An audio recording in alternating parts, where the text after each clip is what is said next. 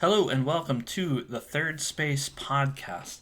This is episode number 39, titled Addressing Soccer.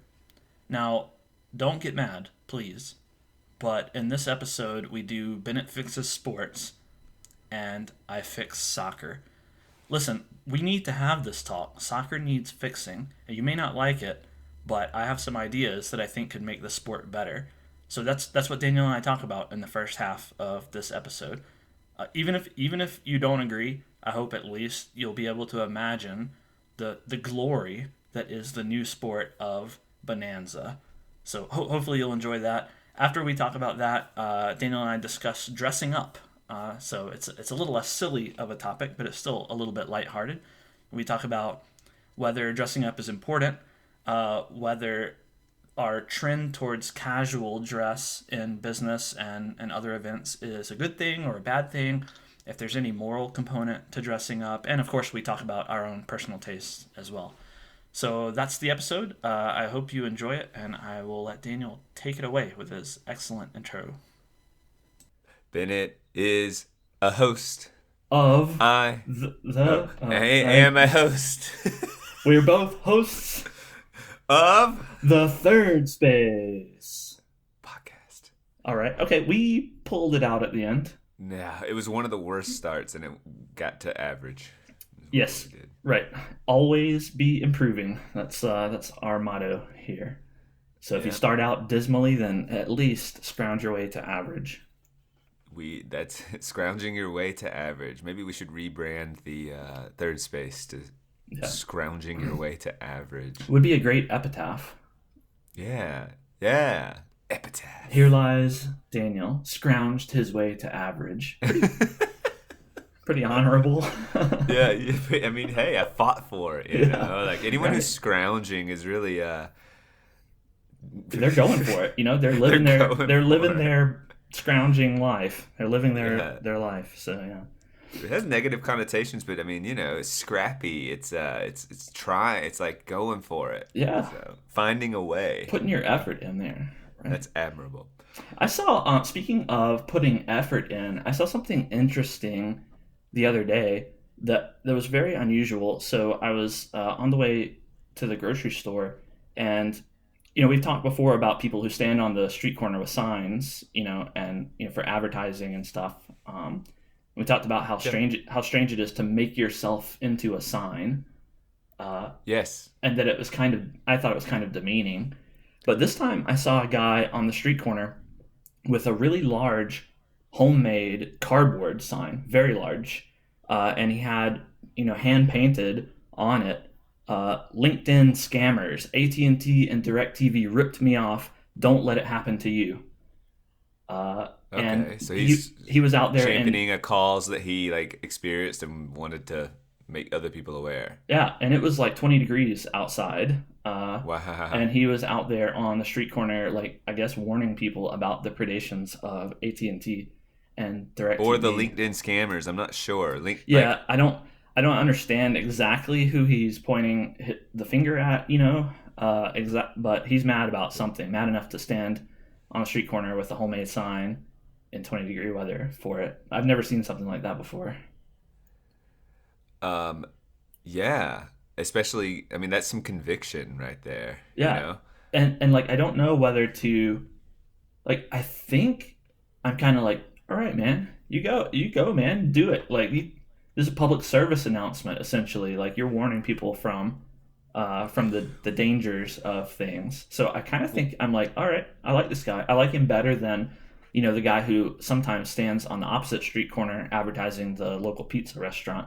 Right. Well, what do you think of this then? There is a guy, apparently, this is according to multiple students, there's several entrances to my school. One that I do not take, and I cannot verify this. He sits out on his lawn chair every morning with a big sign, and it says, insert name of school is racist. And that's just kind of yeah, my school. Oh, wow. So everyone's having to come in with this that's see hilarious. this sign. So this guy has probably some conviction too, right? I mean, very similar parallels. He has a gripe, and I mean, probably less specific of a gripe. Maybe I don't Yes. know. Actually, I mean, they're both like I just limited in how much they're communicating. I kind of doubt that he attended your school, experienced racism, and then is warning people off from it. Like, how likely do you think that is? I think it's Unlikely. very, very unlikely. I think we're situated in a like it's a nice school situated in a frankly like a lower income neighborhood, Uh-huh. and so and it's pretty landlocked because of this. I mean, it's almost awkward. It's this gated community. Like on one side is this beautiful campus, and on the other side is a low income neighborhood, and so. I imagine don't know the history of how and where. I mean, now that it's landlocked, but before it was landlocked, were they buying some neighborhoods and you know Yeah. you could say dispossessing people in their home or whatever. I don't really know, but I really really doubt this guy has like an intimate experience with the school. I think like he just gets annoyed with the traffic. Yeah. I think he knows that it's an affluent school, Right. and there you go. Yeah. Like, I that's think the that enough of the is equation. highly probable. So yeah, I would But say again, we're that. speculating a ton. But yeah, highly probable is. I feel good with that. Yeah, That probability. obviously speculation, and if this guy's story turned out to be more than just bitterness, like most people's similar stories, then I would change my tune. But based on what I've heard, I respect the homemade cardboard DirecTV complaint guy in 20-degree Having an weather. actual I mean, experience. That's the also difference. keep in Yeah. mind your race complainer guy. He sits out in his lawn chair in it's probably Comfortable 65 or weather. 70-degree weather in the mornings. Yeah, he might just drink his coffee, watch the traffic. In some ways, kind of like it. Right, yeah. Meditate on his imagined race enemies and everything. Like, he's got it made. Whereas this guy is, out there shivering, standing on the street corner. There's no And pleasure in that. Yeah, right, I wouldn't like think he anyway, he except for is. some sense of justice that he's calibrating. I don't know, but Yeah, there would be no right, pleasure in that. Yeah.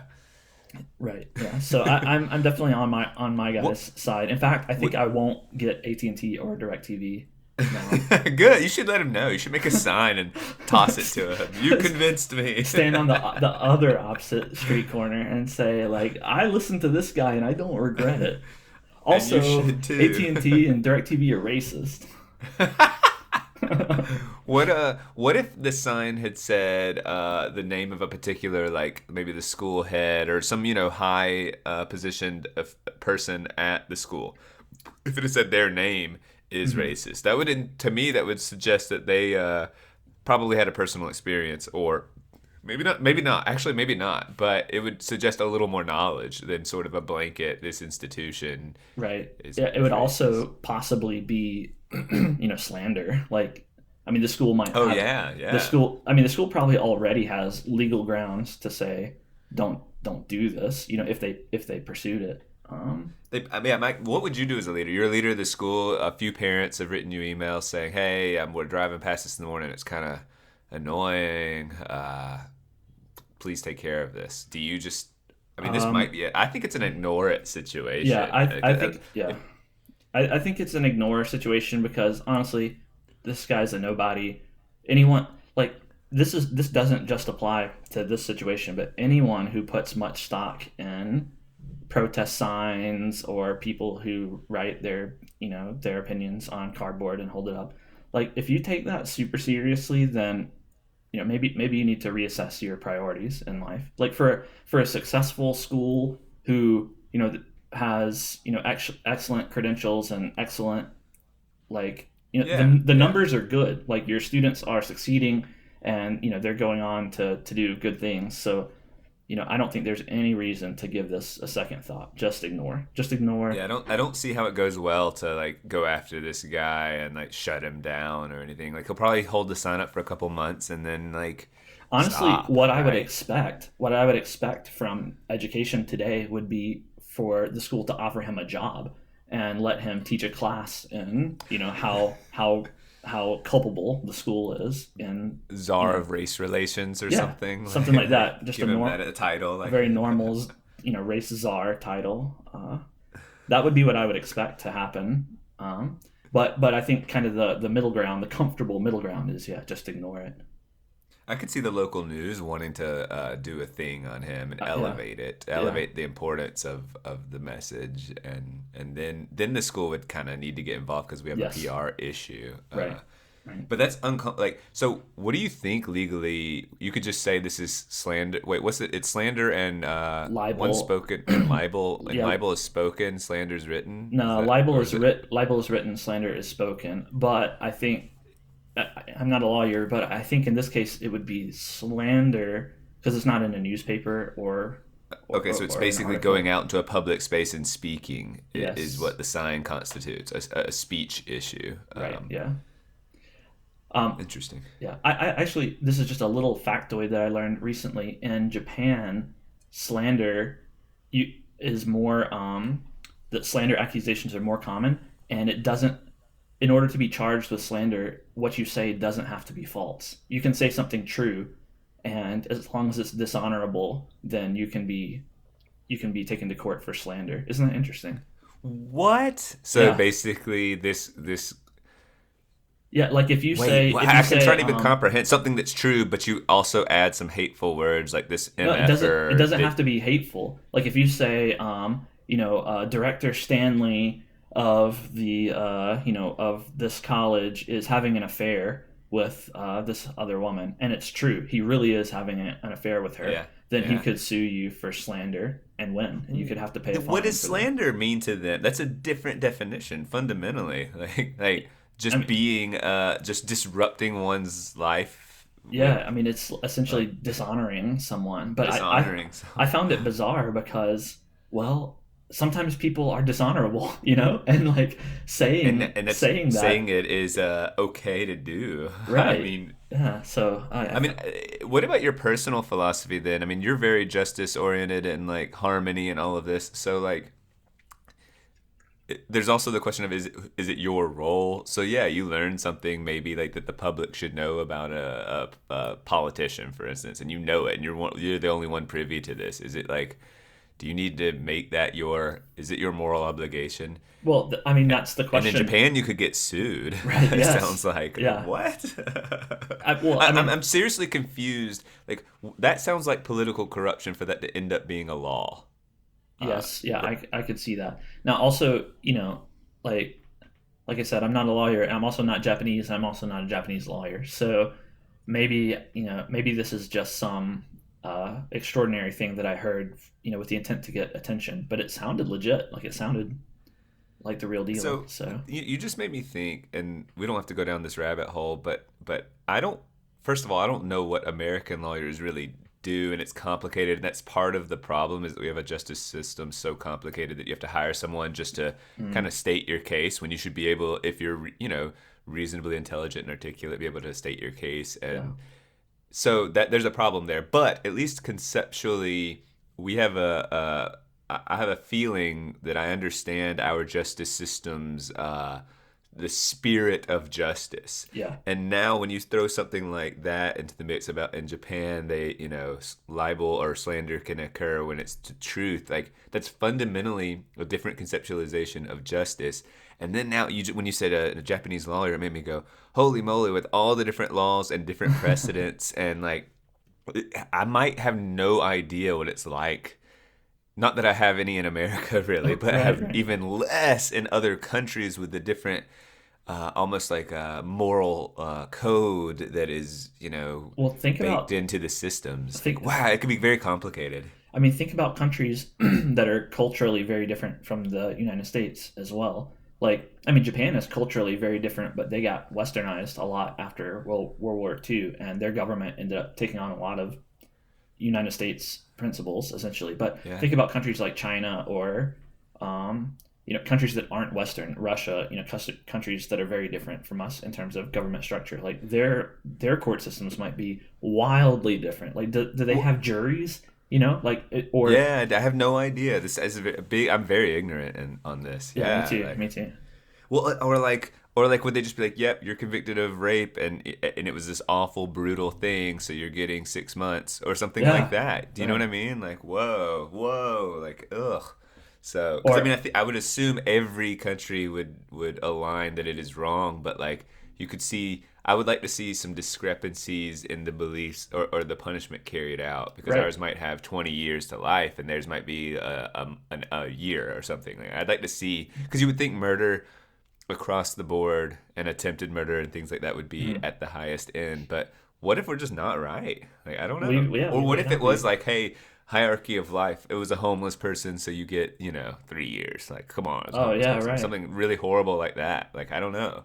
So Yeah, that could definitely be. I mean, there could be, in the courtroom, the judge, the lawyers, and the jury, and then the machete man, who, just whenever they finally pass your sentence, for robbery, he just comes and chops your yeah. hand off right on the spot, right there. In England and a lot of Europe, don't they actually still wear those white wigs? I mean, have you seen this? They Yeah, yeah. actually do that, and it looks, I mean, cartoonish to be from my perspective. But it would be very normal, I guess, to see there. Like, what? You look Yeah. like you belong in an oil painting, or Right, right. like, I like it. I like it. That's I like that too, because that's what it should be. yeah. I mean, When you run for president, you should that should be one I of your should platforms. So we're going reinstitute. back to the wigs. I'll run. I won't be a Republican or a Democrat. I'll run for the. I'll revive the Whig Party. But instead of being WHIG, it'll be WIG and Yeah, bring the wigs bring the back. wigs Like, back.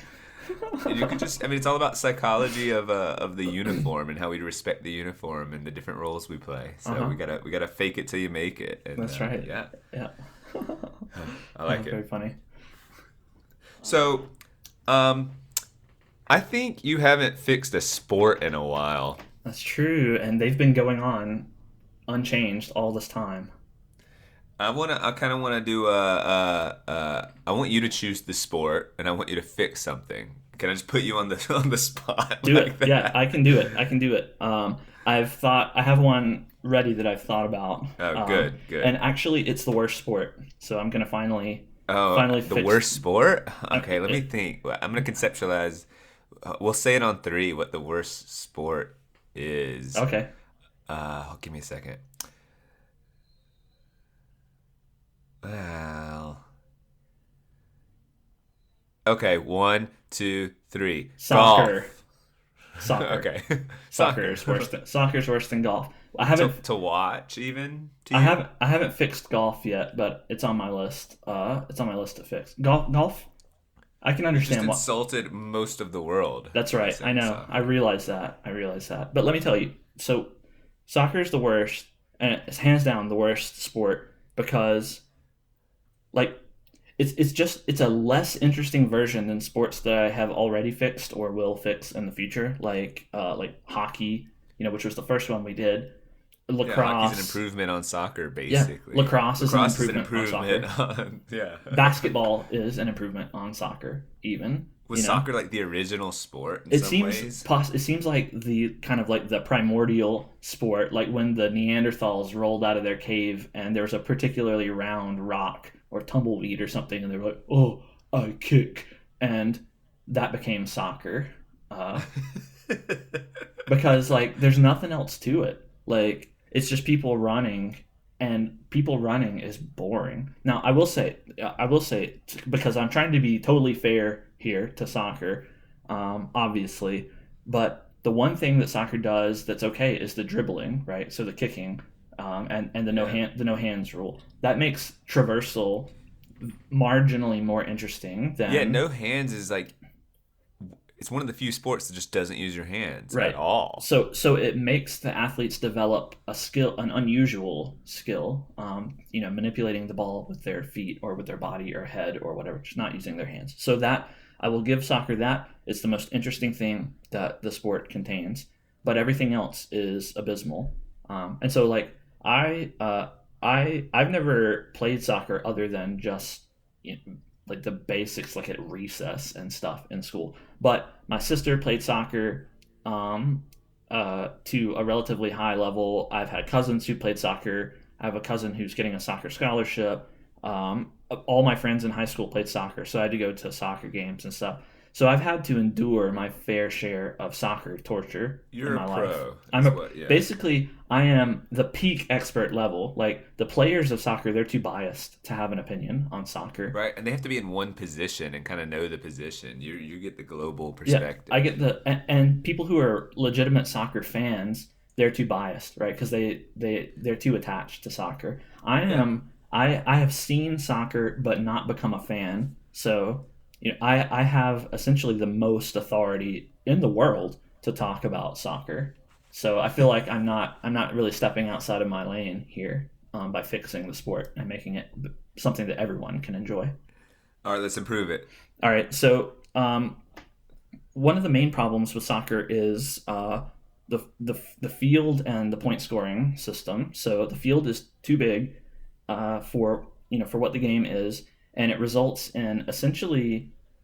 I mean, sometimes the teams don't even bother to score. Sometimes the game ends and it's 0-0, which is just Right. unforgivable. Like whoever Mr. Soccer or whatever the Yeah, inventor of soccer was, like he made a huge mistake yeah, with you're that. right. If you have games that are regularly or even occasionally being 0-0, do something Yes. seriously. That's not a sport that you want to like leave as the status quo or whatever. Yeah, Like, it's on it. I can't conceptualize that honestly. Yeah, it's unacceptable, and it's on the opposite end of the spectrum from its cousin, from soccer's cousin, basketball, which the points can sometimes get above 100. Yeah, even if you play a bad team, there's never a shutout. Like it just isn't that kind of game. Right. Yeah. So there's got to you should tune your rules so that the final scores end up being in the teens or maybe the 20s, depending on how fast paced the game is.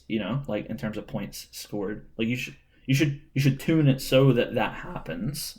Quick question: Mhm. is a sports are you kind of operating under a principle that it's the sport's duty to be somewhat entertaining to Yes, watch? Okay, absolutely. just want to make that's one of the axioms or what core beliefs that you Like have the about way the sports. way Yeah. the way I see it is that it's like athletic ability is important, and the sport should push its athletes to be exceptional, so that not just every unless we're playing fair ball, when I fix basketball, then it should be a relatively Fair ball. it Forgot should about that. it God. should it should be a relatively exclusive group of people who are able to excel at the game. So I understand the value of athleticism, but the way I see it, almost anything can be subject to athleticism. You could have athletic dishwashing, and some people would excel to the top tier of dishwashing and be able to just go and just wash the dishes Yeah. super fast, exceptionally fast.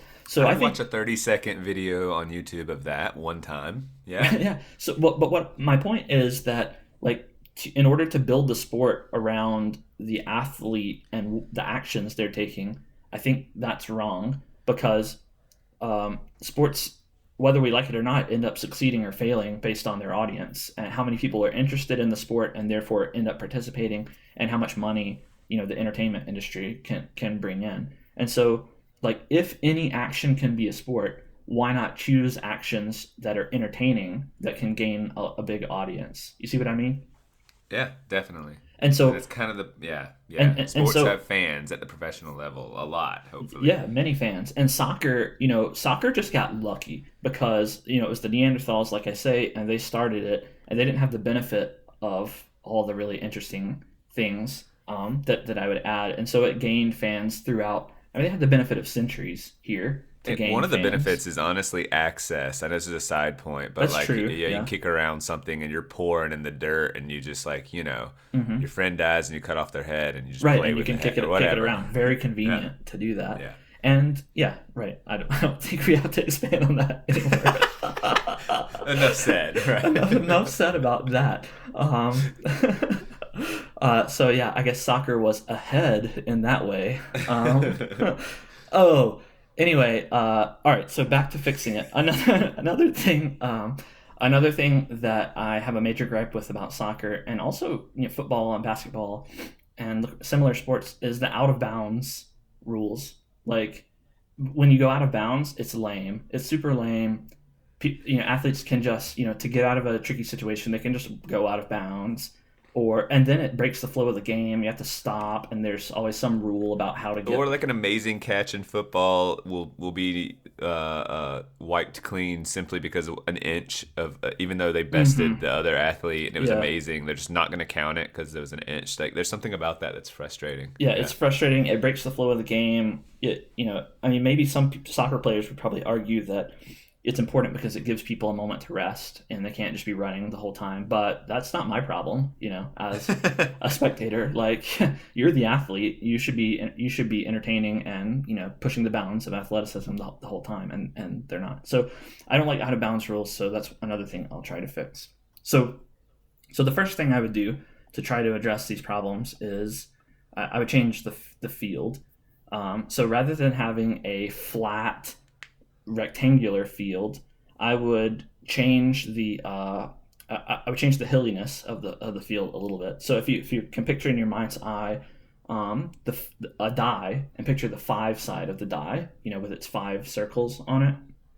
Yeah. Then I would have the field have some hills that resemble that layout of those circles on the die. So they would dip or go up. The middle circle would be a hill that goes up, and the 4 in the corners would be dips. There would be indentions that are pressed down into the field. Visually pretty. It could look cool too. Yes, yeah, it would be distinctive. It would stand out. Like golf courses, when you look at them from above, they stand out. You go, oh, that's a golf course. You know what it is.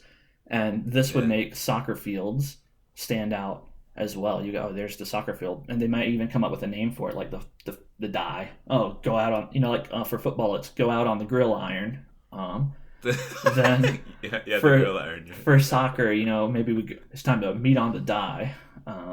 People would say that. And it would be... It's a small improvement. It would be popular. And so...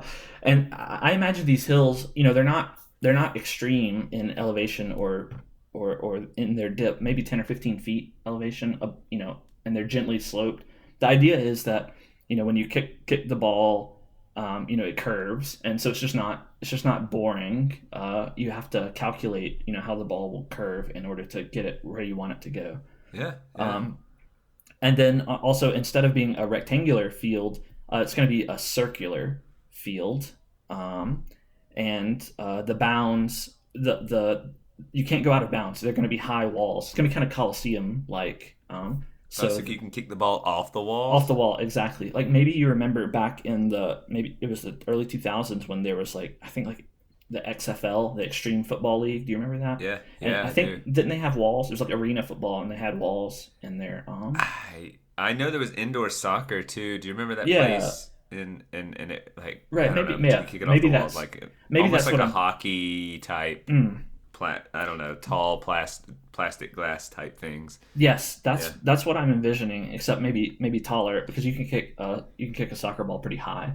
Quite a bit, yeah. So but some method of making it so that there's essentially no out of bounds. It's just a problem that doesn't happen very often. And bouncing off the walls makes the passing more interesting. All right, so dynamic. So those are pretty simple. Those are pretty simple improvements. But now I'm going to make it a little bit more complicated, as you probably expected. So in soccer, you have 2 goals at the ends of the rectangular field. But now that we're making it a circle, that becomes a little bit trickier. So what I envision now is there are still 2 goals, but they are positioned on tracks around the circumference of the field. And throughout the course of the game, they are continually rotating on the tracks around the edge of the field. So they're moving. Are they color-coded according to the team so you can keep track? Yeah, they'll be color-coded, so it's obvious whose goal is which. And they won't have the nets on the back of them anymore, because at some point they may cross each other, and the goals may be totally overlapped. Okay. so actually, one strategy is I'll mention in a minute the methods by which the goals can be manipulated. But one strategy might be to keep your goal in front of the opponent's goal all the time, so that if anyone kicks the ball in there, it scores for both teams, and they don't. Oh wait, so they're on a track that you can move, or I thought they were automated. They are automated, but I'm gonna mention some things that the players can influence how they move. So they're not. it's not like there's a person holding on to the bar and manually moving it, but there are some rules that govern. And they're not going clockwise or all the time. They can reverse direction. Yes, they can reverse direction. They start off going just a moderate speed, consistent speed, clockwise, totally opposite each other, moderate speed clockwise. But then as the game progresses, things kind of change. So for example, with respect to the speed of the goals, I imagine there's some kind of sensor, or maybe there's like a ring on top of the central hill, and if the ball passes into that ring, whoever's in possession of the ball, their goal speeds up, so it becomes harder to score a goal. If they capture the hill in the middle temporarily, then their goal speeds up and becomes more difficult to score on. Maybe for some short period of time, like 10 seconds or 15 seconds or 30 seconds or something. What if each goal scored, the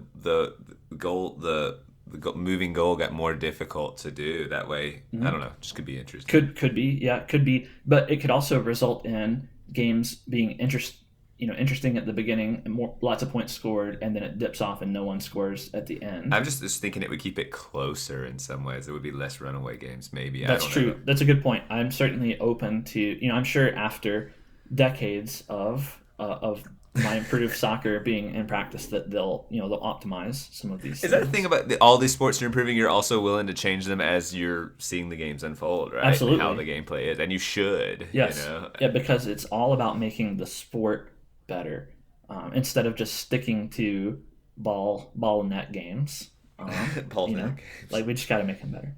So that's what governs the speed of the goals. So you can imagine now that players might try to capture the central hill as a defensive technique, and also the central hill gives a vantage point where maybe you can make a long kick to score on your opponent's goal, as well, since you have elevation. All right. So also another rule that really changes things is at random intervals, of a length between 30 seconds and 5 minutes, a really loud buzzer sounds, and the rules invert. So instead of now not being able to use your hands, now you can't touch the ball with your feet. You can only touch the ball with your hands. and so I thought about this. I thought that sounded really interesting at first, but then I imagined only being able to touch the ball with your hands is boring, because it essentially turns into football, American football, where you're holding the ball. Holding and running. Yeah. So I think I'm going to try to take kind of a page out of basketball's book. This is one of the things that I think basketball does right with dribbling.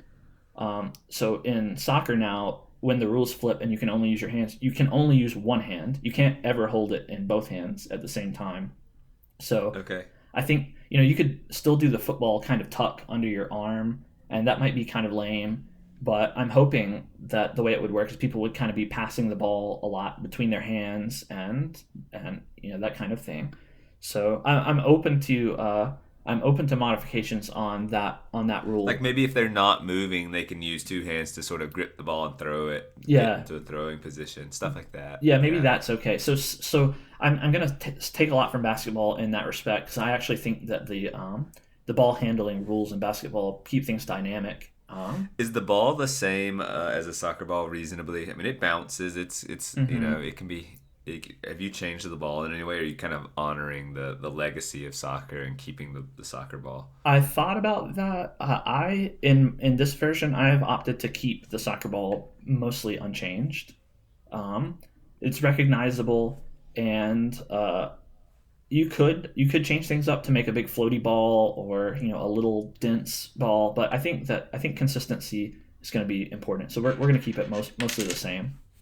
Yeah. I mean, you could maybe we could explore making it a little bit bigger so that it's difficult to tuck under the arm like a football is, and so that would make it more the carrying more dynamic. But it would also I think it's going to be hard to carry anyway. Like footballs are meant to be tucked the way they are, in the arm, one arm. But like when you have just a soccer ball, you can pop that thing out. That's true. Big round ball. So I think that's fine. I think it's fine to keep it the way it is. Good. Yeah. Then we'll keep it that way. So this is all right. So back to the goals and controlling the goals. This may be a little complicated to understand verbally, but the way I imagine it is the direction of the goals, whether they're moving clockwise or counterclockwise, is up to how many members of your team are on a particular half of the field. So if you imagine that you have the majority of your team, so if there are 11 team members on the field and you have 6 of your team members and they are close to their own goal, then the goal will be moving, for example, clockwise. But if one of their team members crosses over the central line of the field, which is always changing, right? Because I was about to say in proximity to the goal, right? Yeah, in proximity to the goal. So it's essentially distance from their own goal. If the majority of players are far from the goal, maybe it'll move counterclockwise, and if they're close to the goal, it'll move clockwise. So that sounds really complicated, and it kind of is, but it means that you could keep a player near that boundary line, and depending on where he moves, you could quickly change the direction of the goal to maybe avoid your opponent scoring. And he would need to be near the center of the field to be able to bounce back and forth. I mean, because at the edges, it's going to change fast. It's hard to move. Right. Yes, exactly. Yeah, you might not be able to keep up with the center line of the field if you're on the edge of the field. So I think that makes it interesting because it's not like baseball where the field has particular positions that are always active, or soccer is the same way. Now the positions are changing dynamically and they behave differently based on where you are on the field. So I think it could be really, really cool to do that way. So, all right, it's going to get crazier. Are you ready? I'm with you so far, yeah. I mean, I think it could actually function so far. Yeah. So now, I imagine it starting with 11 players on each team, just like soccer, but 2 of the players on each team are on horseback, and they have a large mallet, like in polo. They have a large mallet. Okay. Yeah, just like in polo, and so maybe it's altered a little bit to hit a soccer ball better, but they are kind of like the they're kind of like the captains of their team, knights of their team. Maybe that's a better way to put it. And so they have a higher speed, and they can really whack the ball with the mallet, and they're exempt from the hands and feet rules. Like they can hit the ball at any time with the mallet, but they can't hold it. They can't carry the ball because it would be difficult to steal the ball from a person on horseback. So they're kind of like the berserkers of the field. They can charge in there and just really, really. And they're on the field all the time, the whole time. Yeah, I think the horse players are on the field the whole time. Okay. But I do have a rule regarding players on the field. So see what you think about this. So in this version of soccer, when you score a goal, you have a choice. You don't have to take a point. You can choose to either get a point, introduce another player from your team onto the field, or introduce a new ball into play on the field within some limits. So with a maximum of 15 team members allowed on your team on the field, and a maximum. Or else it would be wacky. It'd just be too crazy. It would be too crazy, and a maximum of 3 balls allowed on the field at the time to keep. Why would the introduction of a ball be an advantage to you necessarily? If you have a lot of players on your team, and you introduce a new ball, then you could overwhelm the other team. So the strategy would be to introduce more players and then balls. And then more balls, I think. Yeah. And so also because that could get wild, right? Like horses and 15 players and moving goals. So if you're confident in this strategy, it's weird how you've scored and it's 0-0 and you introduce a player, scored again, another player, scored again, perhaps a third player, scored again, another ball, and then you just blitz them. And so the strategies could be differential. Like you could also have a team that they try that strategy and maybe they've introduced more players, but then the other team, like maybe they really like pull out the stops and they score a goal and they decide to take points and not players, and then the game ends and they manage to win despite the other team having scored some goals. Also, just as a somewhat limiting factor on all the wildness, if there are any fouls or any rule breaking, then you lose a team member. You get a team member, kind of like in hockey, you go to the penalty box. In this, you just get pulled off the field. Down. Yeah, red card means you're off the field. Or down a player. Right. Yeah. Yes, exactly the same way. Down to a minimum of 7 team members. And if you break a rule after you're already at your minimum, then you lose. You award a point to the other team. Okay. So That's it. That's all. That's all the rules. I think to add more rules Would just be silly. it would kind of make it a joke. It would kind of make it a joke. It would stop being serious like it is right now. So the only thing left is to give it a name, and I'm extremely disappointed and apologetic to share that I just could not come up with an excellent name for this sport. The best I could come up with was Bonanza, because it's a cool sounding word. It's a phonesthetic word, and I think the sport would be kind of wild. So Bonanza is good, but I'm not extremely pleased with that name. I feel like there's a better name lurking out there somewhere. Yeah, like Knights of the Round Soccer. Knights of the Die. Knights of the Die. Yeah. Something like there's a better name out there somewhere than Bonanza, but I went with Bonanza just for now. Over the course of the sport's development, I'm sure that there will be a league that comes up that people. The stadiums would look more like coliseums with the roundness. Yeah, it would be cool. It'd be really cool. They could be pretty tall, I feel like, too. Mm-hmm. Do you picture the circle, like if you were to take a soccer field right now and draw a circle that fits within its parameters, and then that'd be the size of the field? Or, I think... I'm just trying to picture how big, because if you get in trouble of making it bigger, you were saying it's too big as it is. So. Mm-hmm.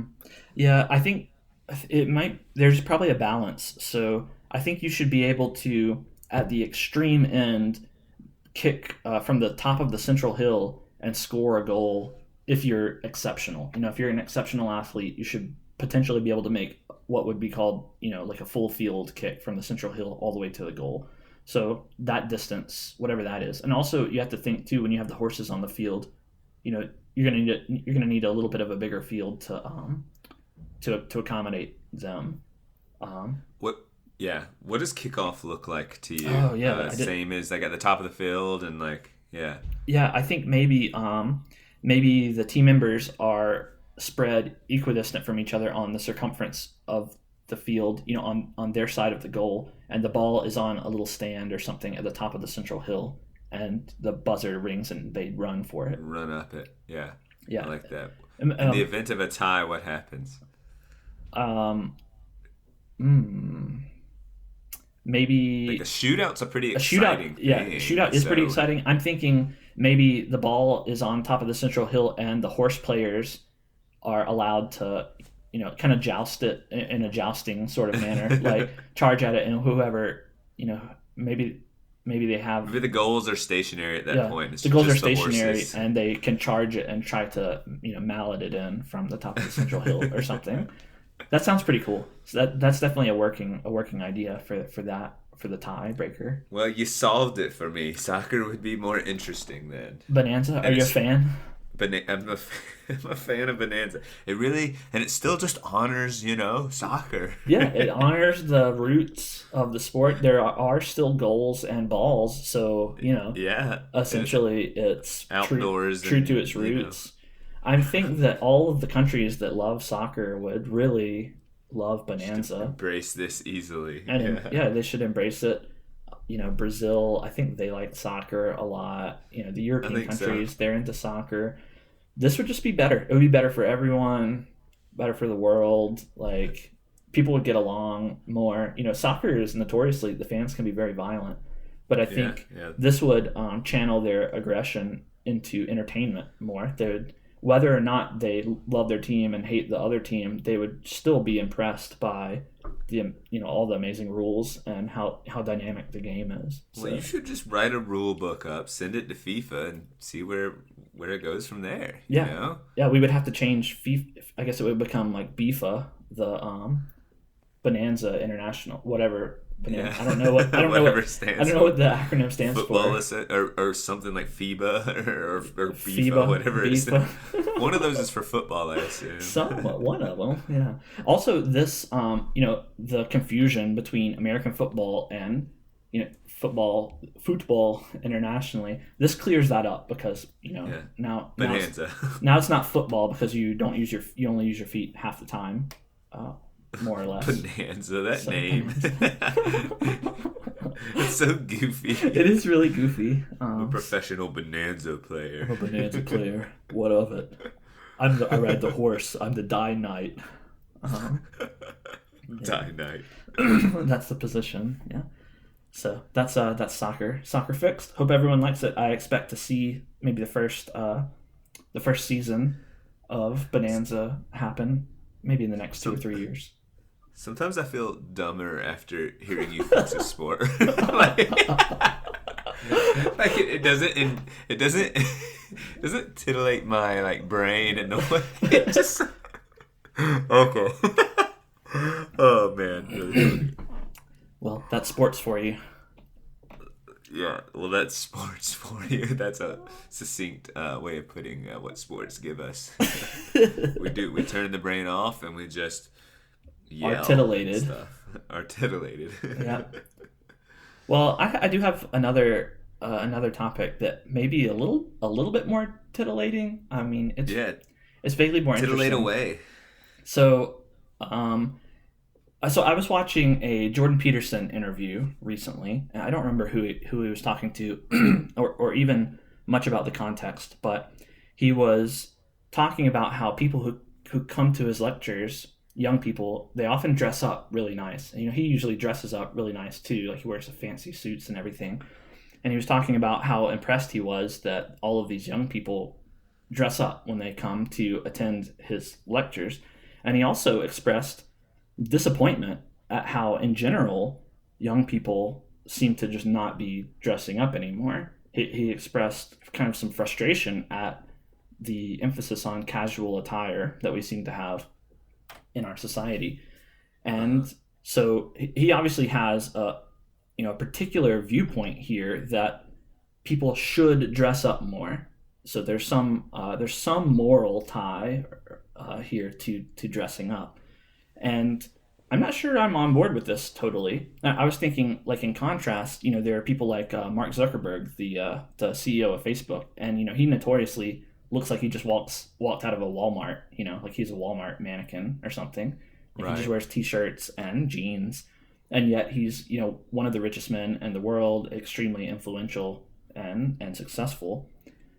And so I'm wondering, like, is there some moral component to dressing up? And why do people dress up? Is it important to dress up or not? Like, is it something that should we focus more on the actions that people take or the clothes they wear, or is there some nuance here? What are your thoughts? I would think it's not an either or. I'd say that the reason he's taking this position is the belief that there's a tie between the actions and the clothes we wear, like however small. And that's, I guess, within that is the debate. If you just say, oh, that's nonsense, then his argument's not going to make much sense at all. It's just going to be like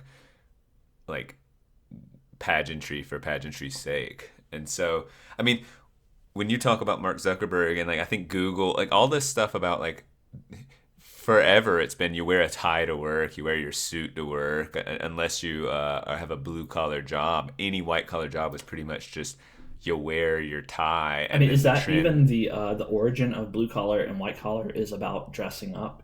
It might be. I don't understand blue, but white, I always assumed it was like a white shirt, like a button down white shirt. I picture blue collar being like a denim shirt, I actually, when I picture, I've heard the term, and I don't even know if this is offensive, but like a monkey suit for like someone working on a car. Like a mechanic. That makes sense. Yeah, and it's a blue, and it's put blue with like a name tag. Yeah, on it, I don't think that's offensive. I don't think that's offensive. I hope not. So anyway. Yeah, I mean, I don't really think so. I would hate to offend the monkeys. They're really nice, cute all animals. their suits they're wearing. And so clearly our culture has gotten casual, and like for us, even growing up, it was becoming this, oh, did you hear at Google you can wear like flip-flops to work, and like, or these tech companies, and then people started to I guess as millennials and maybe even Gen X, I don't know I find it unusual to say here's a generation and here are their habits, but clearly the values are different than, say, boomers. And boomers were like, just wear your tie to work. Right. But the casualization of that, of work culture, and saying, what we care about, honestly, let's reevaluate. We want to get our work done. So we don't care about the hours you're logging. We don't as much. This is just general trends, right? We don't Yeah. care about the logging of the hours and the how nice you look, as long as you're getting the work done within these parameters. And then, you know, it feels like perks went from 401ks and like retirement stuff to like doing edgy, or like bringing in a masseuse on Fridays and like having a bunch of random cereals available. I mean, I'm kind of making up an example of like the perks being flashy and kind of like something. This is the whole Instagram life, right? Like, can you take a picture of it and share and go, my workplace is cool, as you show a picture of you in flip-flops getting a massage, eating some Cinnamon Toast Crunch at your cereal bar at work, versus the traditional person who's getting like legit money in their 401k and they like have a suit on, in a briefcase. And, Yeah. I mean, I've personally experienced this trend. Like, if you remember, my first job out of college was for like a big healthcare software company. And when I interviewed for that job, they explicitly told me, don't dress up, don't wear a suit, because we don't care about your appearance. We want to. did they say you don't have to, or were they saying like don't? They told me We'd don't prefer wear. you not They to. told me don't Yeah, wear a suit, because interesting. we don't care, and we're gonna. They gave me a bunch of tests and stuff. So they wanted to know that I had the ability. They didn't care about my appearance, which at the time I loved. I was like, wow, this is awesome. Like, Yeah, and I still think that like it rings just kind of on the surface very true. Like, oh, how dumb is it that we wear this tight, like a tie, for instance, this upside down noose, this thing that yeah, chokes you and is yeah, uncomfortable, and it's right. almost like it's intentionally uncomfortable piece of clothing versus when compared to a t-shirt or something. So Mhm. on its surface, like.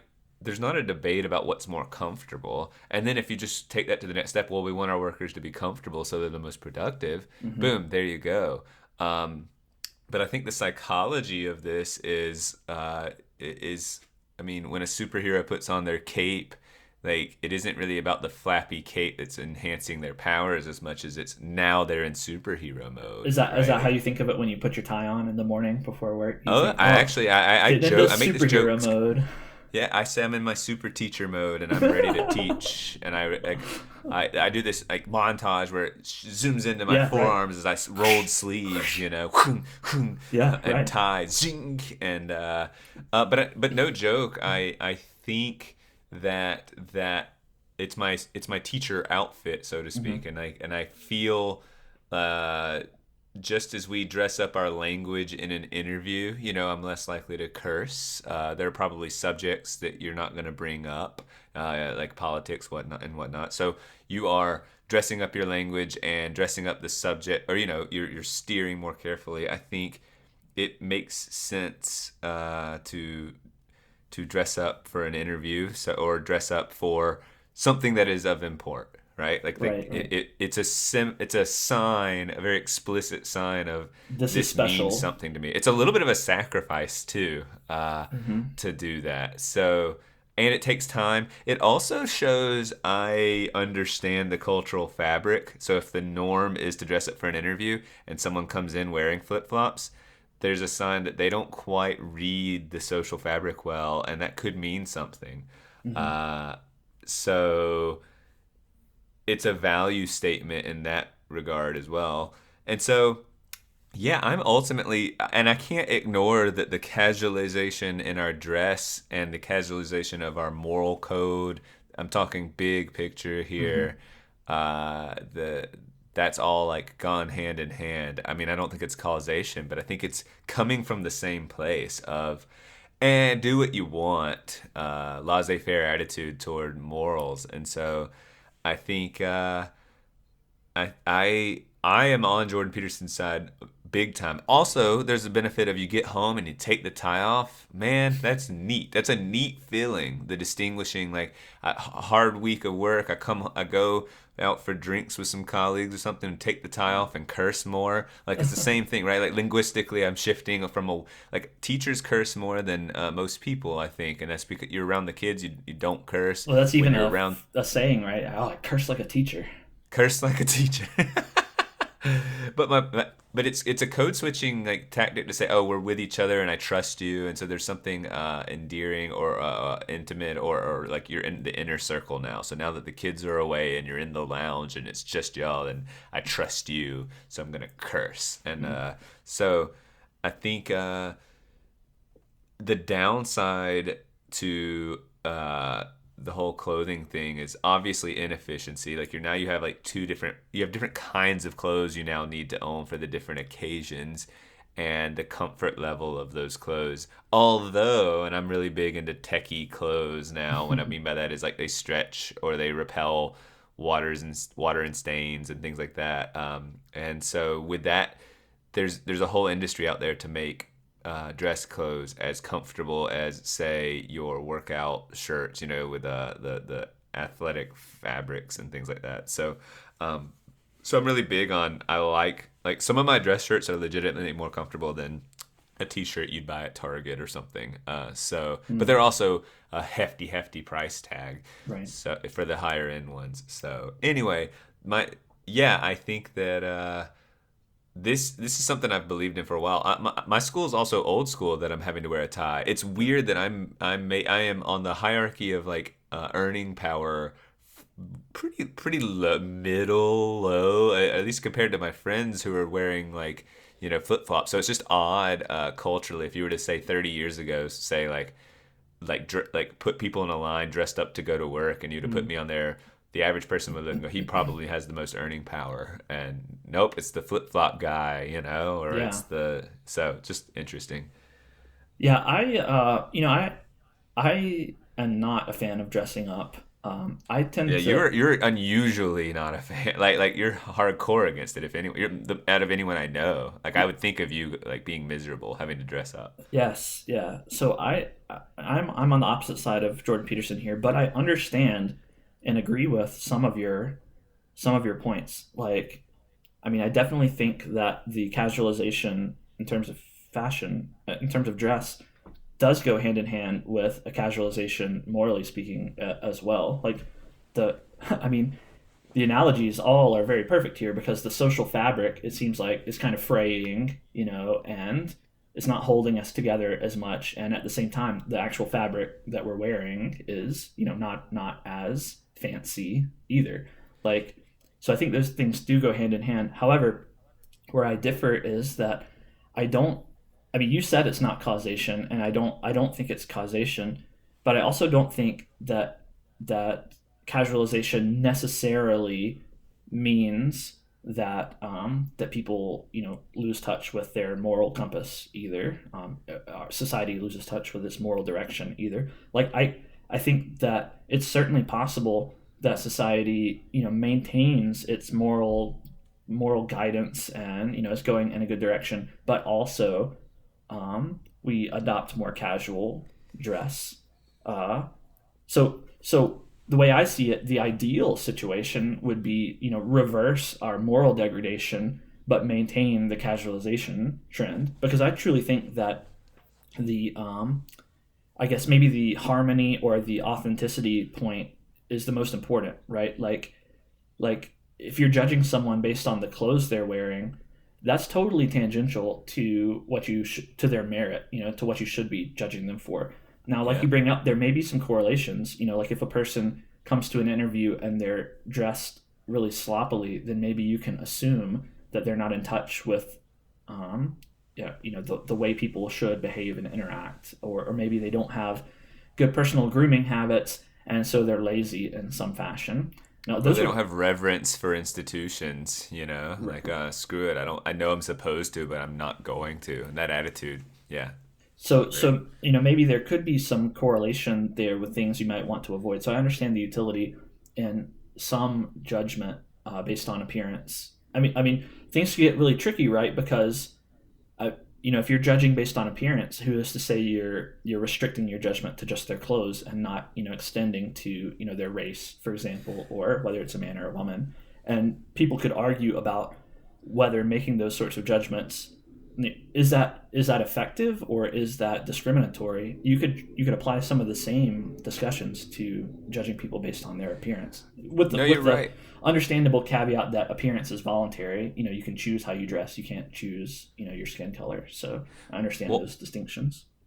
I am pleased with in some aspects of the casualization of dress and appearance. I mean, it makes room for like take outside your preference or not, like Hmm. piercings, tattoos, wacky hair colors, unorthodox fashion. It's interesting. That's objective to say. Can I say that it's more interesting? Yeah, there's Uh, certainly more variation in appearance.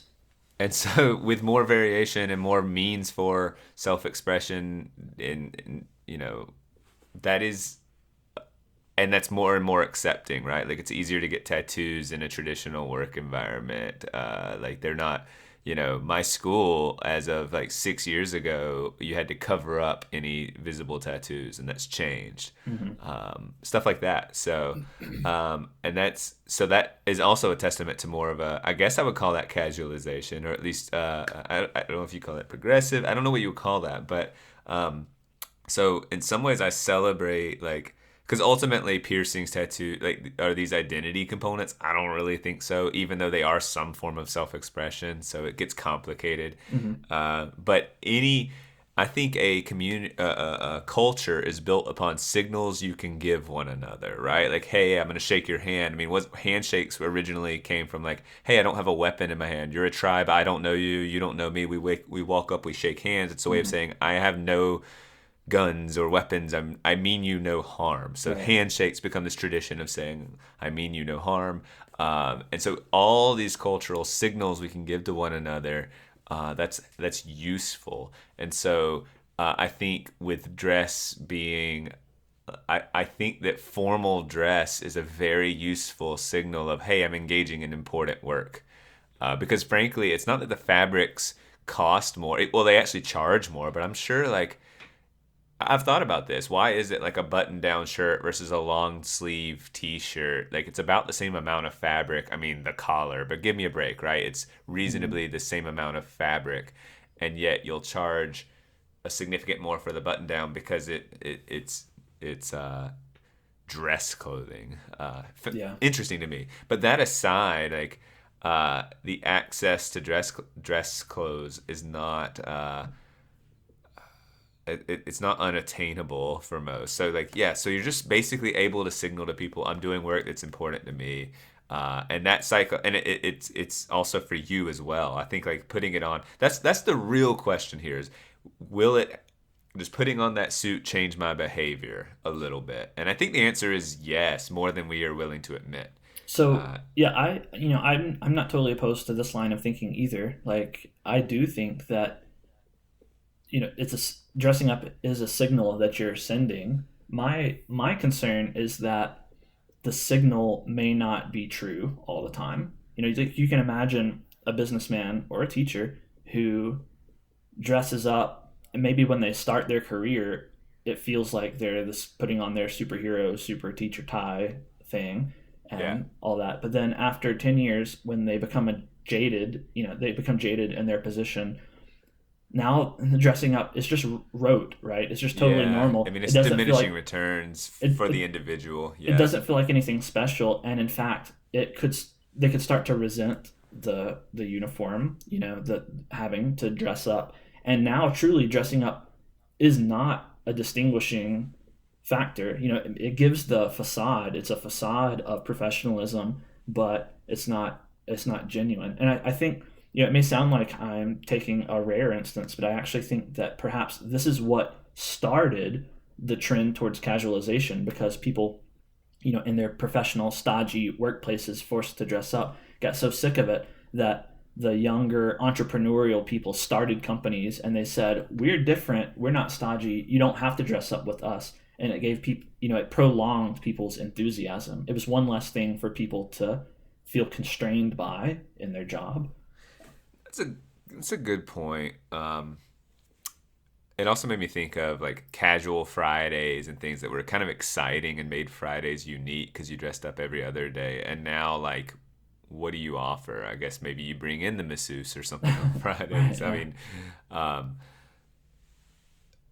It's just when one line of reasoning I think you took too far was to say like 10 years in, then you start to resent. I don't think you start to resent. I think it does lose completely. It's like, oh, I've got my superhero outfit on, I'm ready to work. It does lose that for the personal. I think it still communicates to others.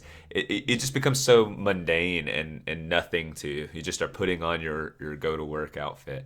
I also think though, if I'm at the school, here's something I can say. I've been in actually for 10 years in education and had to wear a tie for 9 of those. And if some other guy is at work or around campus and not wearing a tie, I notice it. I don't know what to make of that. I'm like, oh, do they work here? Or if it's someone not wearing a tie, oh, why are they like leaving early? I just notice it, and I don't mean to, but with that comes probably some judgment, or like, well, why doesn't he have to wear it? Or what? Who does he think he is? I mean, I don't actually get worked up, but I'm saying the fact that I notice it probably points to you're supposed to be wearing a tie if you're part of us, if you're in the in crowd, and it is. No, you're right. It's get in line. But I'm actually going to argue that sounds automatically negative. But I think there's like that's pretty cool. That's pretty good for an institution who has like now brainwashed me. These are all negative words, but like have me bought into the. You're making it easy for me. I don't even have to. I'm using loaded terms, but I think the real case like is there like there's buy-in and there's a sense of culture, and when someone's outside that culture, it's like also it. I think there's some principle of faithful in the small, faithful in the big. Like it's. There's some concrete, hey, buddy, you haven't been wearing your tie to work for a couple of days. Can we go ahead? Like, that's the rebellion might begin at like not wearing a tie, and it gets nipped in the bud early. But if you can be very, very casual, your rebellion might slip into being late to work instead. And that's actually the utility of curse words in kids, right? Kids aren't supposed to curse, and then they get in trouble for cursing instead of sneaking out at night. It's a safe. Whereas the kid that is allowed to curse in the redneck family who has no boundaries, they're cursing early on and they're doing crazier things earlier. Like that seems to follow. So that could be an added benefit. Yeah, I mean, I see what you're saying, but to me it sounds a little bit contrived. Like when you were saying how, a benefit of dressing up is that it's so nice to not dress up, when you code switch to go drink with friends, or when you come home after a busy day to take off your dress clothes. That's contrived, right? Because now you could eliminate the problem totally by not dressing up in the first place. Well, I'm just saying it's like working at home, and you probably don't do all your office work from your bed. You probably reserve that for like a sacred space, like coming off from work and it's an additional layer of I'm no longer working, and it feels like something. It is contrived. I guess it's contrived. It's useful. Well, I mean, the analogy, with the bed doesn't exactly apply because there are practicalities to working in your bed, like you don't have a desk for one thing. I mean, I'm sure you could get some kind of lap desk thing and work in your bed. And to, full disclosure, I have worked from my bed before, usually when I'm traveling, and, I have my laptop and I sit in my bed and I do my work on my bed, but it's not as convenient as a desk. But like in terms of dress, since I work from home, it's as easy. I wear the same pants that I sleep in. I have some like athletic shorts that I sleep in, and that's what I wear during the day too, because there's no need to change into anything else, and unless I'm going out somewhere, and even then, I could wear these pants if it's warm out. But just in the fact that we like systems and clear delineation, and it's neat to be like, I think working from home, one of the costs, and you might say it's a small cost, but I think this could be different for each person, but like I like transitioning from going to work and coming home. I like it feels like I was at work and now I'm at home, and I imagine it gets a little bit blurry of like you're working and then you shut the computer. I mean, it's efficient. You're done with work, like, and now you're in the same space, in the same clothes, in the same. It's just like, okay, well, are there triggers, or are there like signposts? I don't know what to say, but how does it start to feel like you're off work? I mean, you're not doing work is the very obvious, and that's the primary thing. Is like, well, you're not doing work anymore, and you transition to whatever, video games, calling a friend, going out. I don't know, but I'm playing Bonanza, just playing Bonanza, post-work Bonanza game. So, and that like, how useful is it to like it is control? I mean, look, I can't sit here and say this is pivotal information. Like, you need to take off a tie in order to enjoy being off work. That's crap, right? That's not a strong argument, but it is. Uh, it's like, for me, like a Friday afternoon, the first drink I have after a long week, like that, like I earned that freaking drink. Like, that's a neat feeling of, and it isn't about the drink as much as it's about the Pavlovian, like, I'm off, I completed the week. Yeah, Here you go. I certainly understand that, and it sounds to me akin to, it's a psychological technique. Maybe you could even call it a coping technique. I mean, in the same way that there's a spot for your wallet, there's a spot for your shoes, and Yes, things. yes. You have these The routines. satisfaction of that. Yeah, you have these routines that you put in place in order to I guess, ritualize or impose a routine upon your behavior. And so by taking off the tie, you're psychologically getting into the headspace of not at work anymore. And so Yeah. it's a routine that you engage in.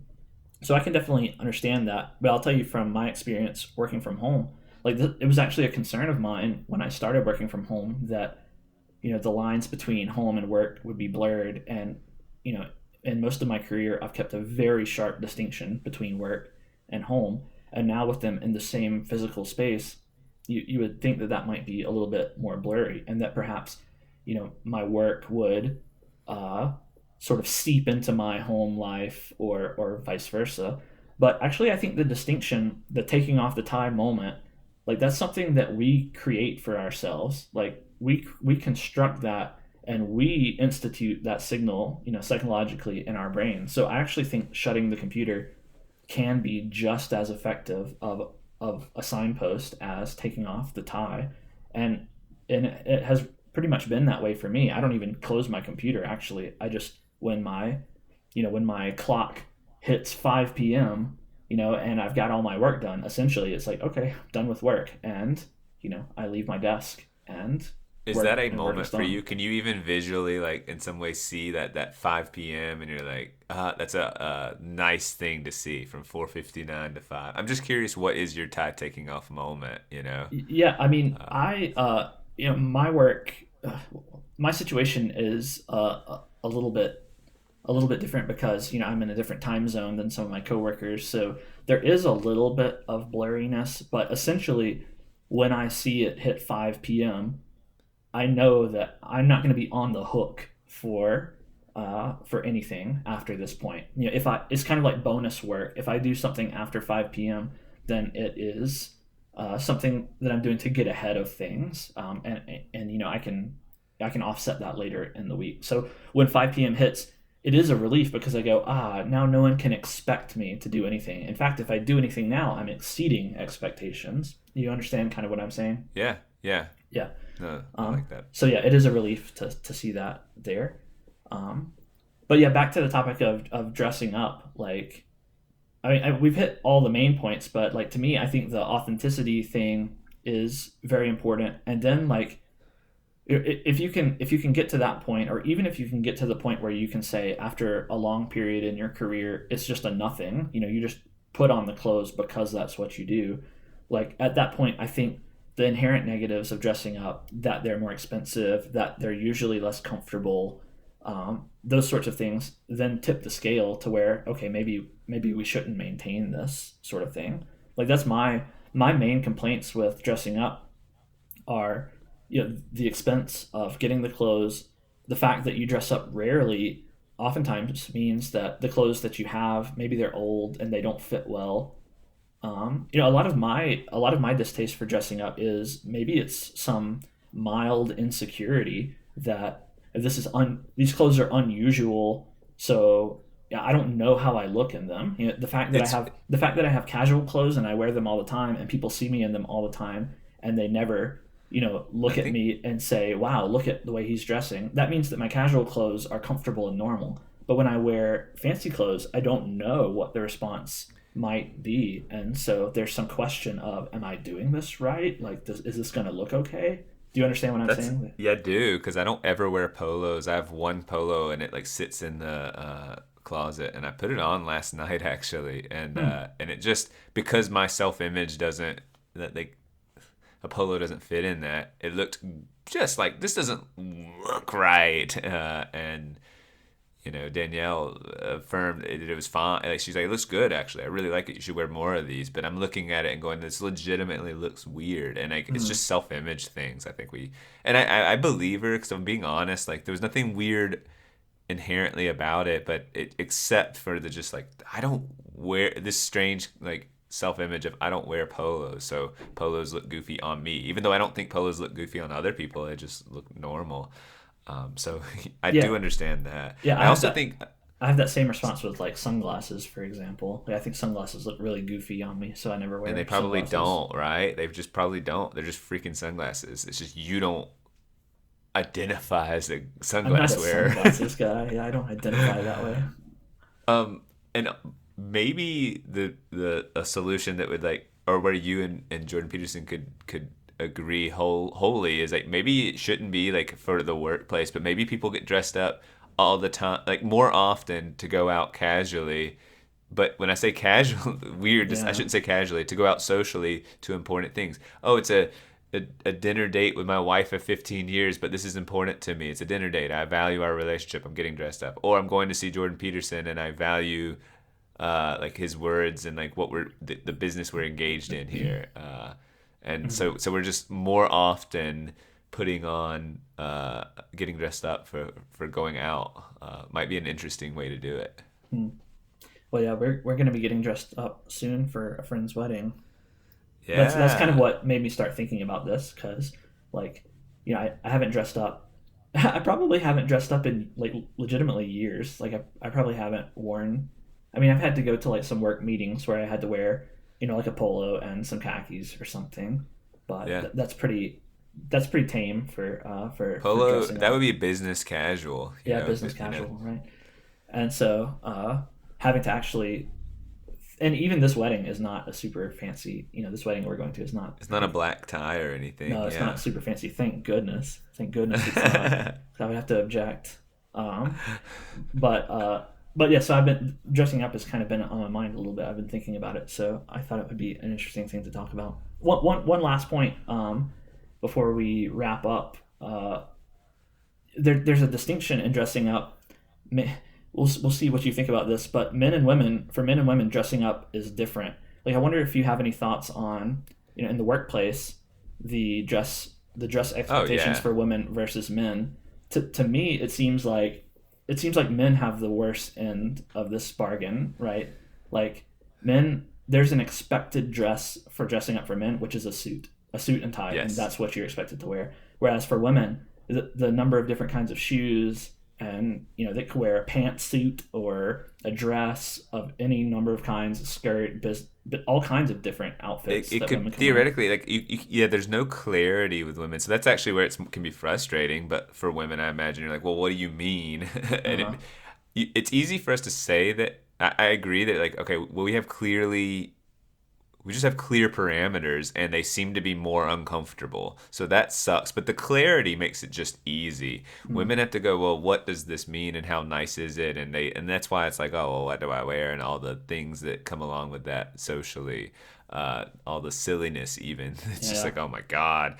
But I will look at people that wear, I have to wear a tie, and clearly some female teachers are not at the equivalent of that. They just Mm. aren't. But they're also not wearing like a t-shirt and like some sweatpants Right, either. right, right. So, but like you'd think like there would be some hard and fast rule like no open-toed shoes, but then there's like totally fancy open-toed female shoes like all the time. So I just don't get it. I have no idea. I have no clarity, and uh, I mean, I guess there's a feel for it. You can look and go, that's not, come on, that is not business, or is it? Like, and so I that mean, lack of clarity is actually the more frustrating. Like, I wouldn't like that as a female. Imagine just being told, like, where I'm just like, okay, wear a tie or not. Like, just, like that, there's no guesswork there. So why thank do, you for why do that. you think that distinction exists? Like, is it because, like, here's my theory, is that, you know traditionally, decades ago, women didn't work. They weren't in the workplace. It was male dominated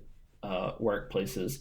And then Yeah. when women started to enter the workplace, they weren't wearing suits like men because that wasn't what women's fashion was. Right. And That's so manly or whatever. I actually think maybe it was because men were a little uncomfortable with women entering the workplace, and they felt that it was a sensitive topic, and so they didn't want to impose like dress rules exactly. They were like, okay, you're here, like let's have this sort of squabble be over with. Like you can just wear what you think looks nice. And so it was kind of a lack of imposition of rules on women because it almost didn't matter. Like this is all, I'm pulling this all out of my butt, of course, but like it could possibly even support my theory that at the underlying root of things, that what you wear to work isn't all that important. Like as long as you're not looking like a slob. So it's kind of like, listen, we're not going to make you wear a suit and tie as long as you put some effort in, and whether that's a dress or a pantsuit or skirts or whatever, it doesn't matter.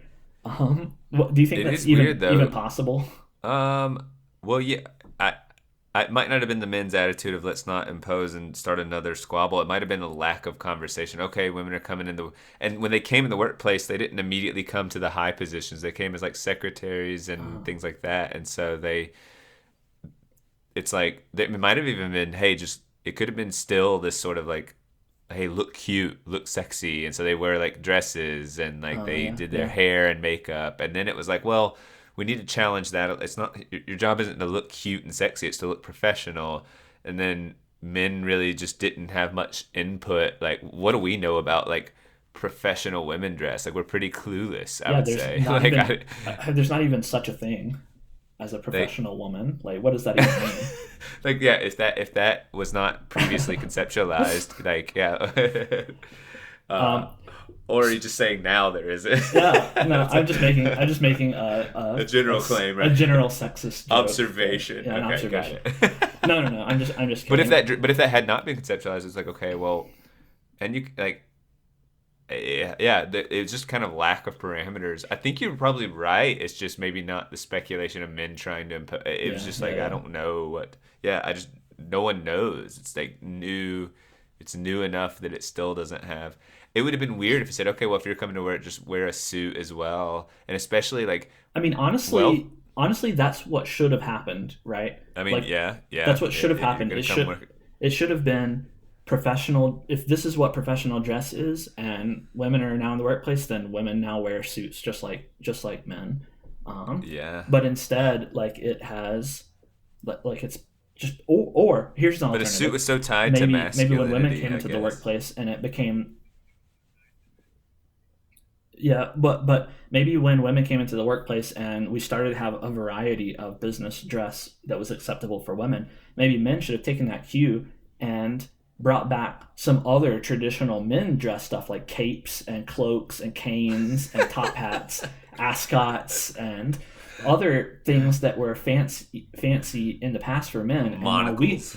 monocles. Now we have a variety of fancy clothes that we can wear. That sounds like a better future to me. Like where now, you're not restrained by just wearing, picking like all the variety you get is, do you want a navy suit or a black suit or a gray suit, and what color tie do you want? And maybe the radicals can wear a bow tie. Or a No, pocket square, maybe. But maybe a yeah, pocket no. square, but instead you can choose, okay, do I want a wooden cane, or do I want an eagle head on my cane, or left eye monocle, right eye monocle? Like, you have many more choices, and think about the variety of business looks that you could present. Like, wouldn't that be such a better world? Like, and Top you could hats fulfill and your things. teacher Yeah. superhero teacher role to like an extreme degree. Like, you I could would love stand it. Some out. vests and some Yeah. pocket watches with dangling Oh, chains and dangly chain like pocket watches would be perfect yeah. for your look. Yeah. I would totally go almost a steampunk type of route with top hats and oh man, yeah, no, I that's exciting to me. Yeah. So, I mean, is now the time? Like, now that we've regressed into casual attire everywhere, like, is now the time to make a new foray into men's business dress? I could make it the time. Yeah, I Like why think you not? should. I think maybe we should have a two front social progress initiative, Bonanza on one front and men's You're really pushing the Bonanza. capes and cloaks and and such on the other front, and like we could change the world. Like, actually, of all the social issues to focus on, I think we may have found the top two.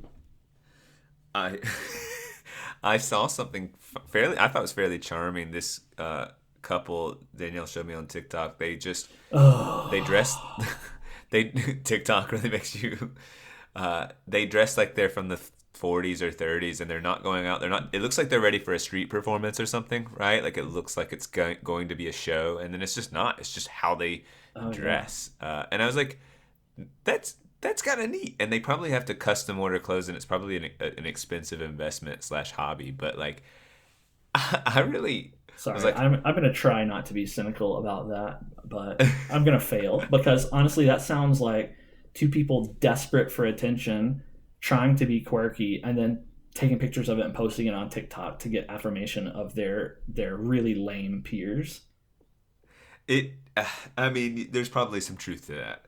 But I really liked the clothing style. Like, I liked 40s and 30s and 20s and these sorts of that it was striking.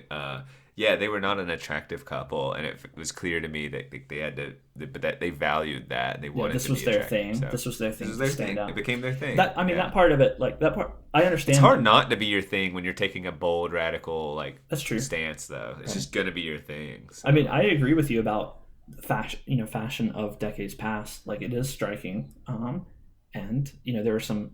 I mean, even outside of fashion, when it comes to like automotive design and appliance design and stuff, like there were some striking designs back then that were more curvy in a way, kind of art deco sort of things that are cool looking. And we've just kind of cookie cutterized a lot of things.